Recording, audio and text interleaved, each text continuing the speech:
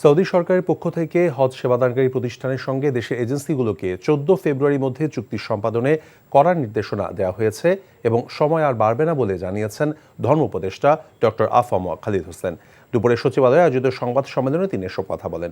এজেন্সির অবহেলার কারণে কেউ হজ করতে না পারলে সে দায় এজেন্সিকে নিতে হবে বলে হুঁশিয়ারি দেন তিনি। বলেন, ওমরাহ টিকিট সিন্ডিকেটে জড়িতদের খুঁজে বের করতে গঠিত টাস্ক ফোর্স 15 দিনের মধ্যে প্রতিবেদন দেবে। রিপোর্ট করছেন রকুন উদ্দিন। চাঁদ দেখা সাপেক্ষে এবছরের 5 জুন পবিত্র হজ অনুষ্ঠিত হবে।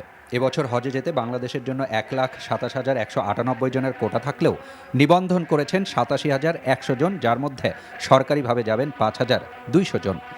12 জানুয়ারি এবছরের জন্য সৌদি আরবের সাথে হজ চুক্তিও সম্পন্ন হয়েছে।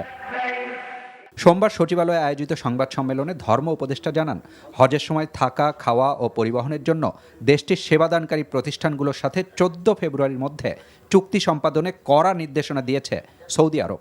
তবে সমস্যা হচ্ছে 70টি লিডিং এজেন্সির মধ্যে এখন পর্যন্ত 38টির এই চুক্তি সম্পাদনের ক্ষেত্রে অগ্রগতি আছে। এর আগে ওনারা চিঠি দিয়েছেন, চিঠির ভাষাও একটা কড়া, ডেডলাইন 14 ফেব্রুয়ারি, এবং এটা কোনোভাবেই বাড়ানো হবে না।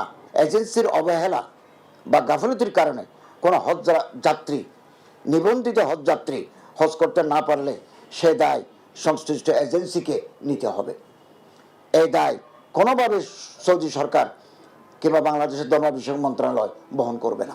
আর সিন্ডিকেটের মাধ্যমে ওমরাহ টিকেটের দাম বাড়ানো হচ্ছে স্বীকার করে এখন থেকে নাম, পাসপোর্ট নাম্বার ছাড়া গ্রুপ হিসেবে টিকিট বুক করা যাবে না বলেও জানান ধর্ম উপদেষ্টা। এই যে অস্বাভাবিক মূল্য বৃদ্ধি করলো, দ্বিগুণ, ত্রিগুণ, চতুর্গুণ, এর সাথে কারা জড়িত?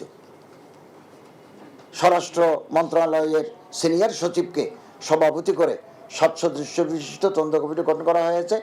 15 কার্য দিবসের মধ্যে কমিটি প্রতিবেদন দেবে।